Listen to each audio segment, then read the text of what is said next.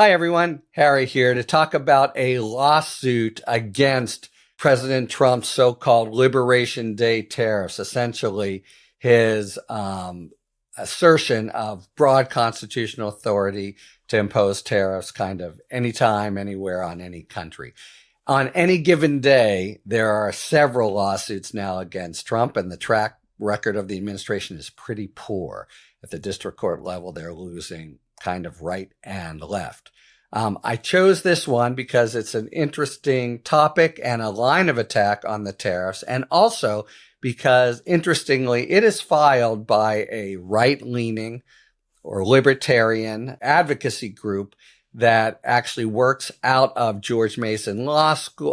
What was George Mason is now Antonin Scalia Law School, a well-known kind of conservative spot. So it's some indication of both discontent and legal consensus on the right and the left about the illegality and imprudence of these tariffs.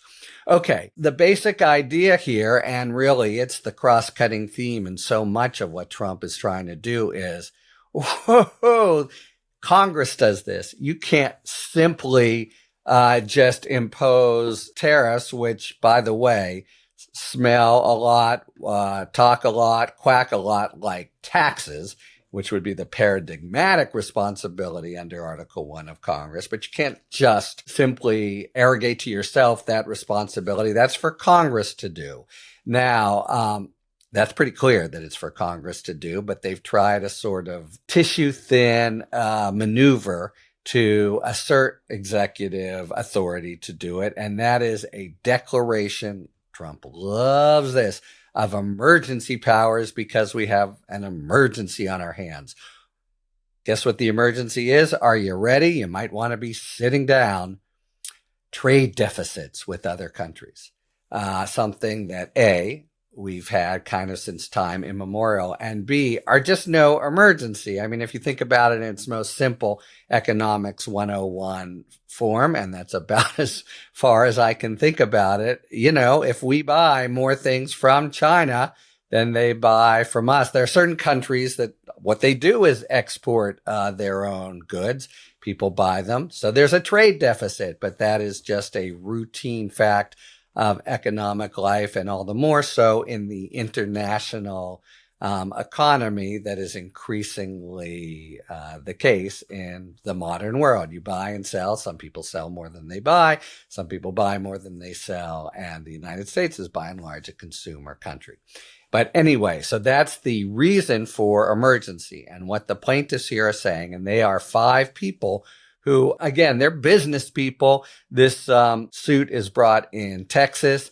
They're really not your sort of standard Trump opponents, but really, Trump's supposed kinds of supporters, business people who might be thought to be getting a good deal from the Trump economic actions, and they're really understanding and saying the emperor has no clothes here. This tariff stuff is ridiculous.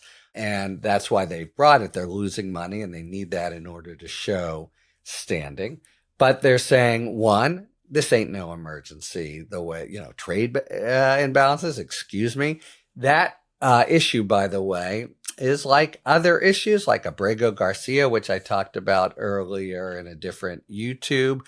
When can the administration simply just say the words national security, which are the words they've said about the law firms ridiculously, or emergency, which is what they're saying about here, or foreign policy, which is the talismanic words as they see it that they're using with respect to Abrego Garcia. Can they just take these powers that are designed to be very limited for really exigent situations and just throw a huge net over them? So that's what they're trying to do here. Emergency, trade deficits. And the plaintiffs are saying, first, no emergency, and a judge should be determining that.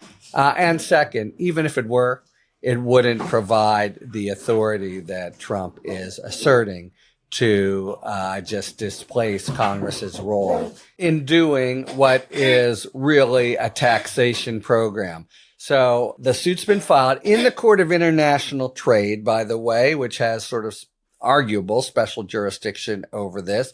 As I say, many of the plaintiffs are based in Texas, and the lawyers themselves, their sort of center of gravity is in Virginia at the Antonin Scalia Law School.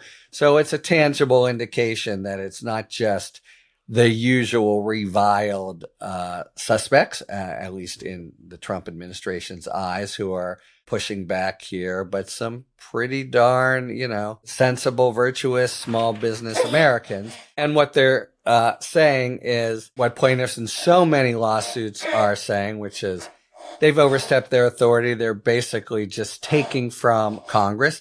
That's against the law and unconstitutional, even though the scheme that the framers envisioned for this sort of thing, which is basically Congress being jealous of its own prerogatives, would fight back, is not applying here because Congress is more than happy to leave it all to Donald Trump, and anyone who feels differently is going to get a primary challenge funded by Elon Musk or some other kind of punishment.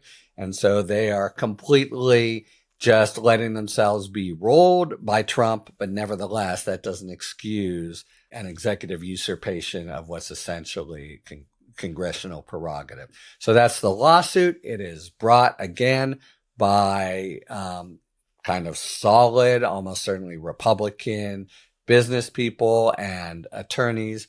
And it's saying this emergency that he's asserting is malarkey, and they don't have the power anyway. So now that's in the Court of International Trade. We'll see what happens, including potentially discovery, which would surely be unwelcome by the Trump administration, but really getting to the bottom of how did you come to assert this really outlandish authority. But first, as always, is the litigation over whether or not to have a temporary freeze on what's going on, including on the tariffs, which then would occasion, as we now well know, an emergency appeal, et cetera, et cetera.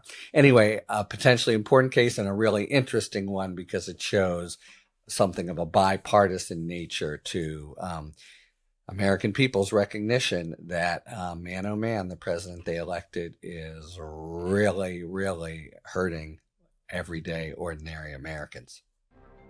Talk to you later. Thanks for tuning in. If you enjoyed this video and other Talking Feds content, please take a second to like and subscribe. Talk to you later.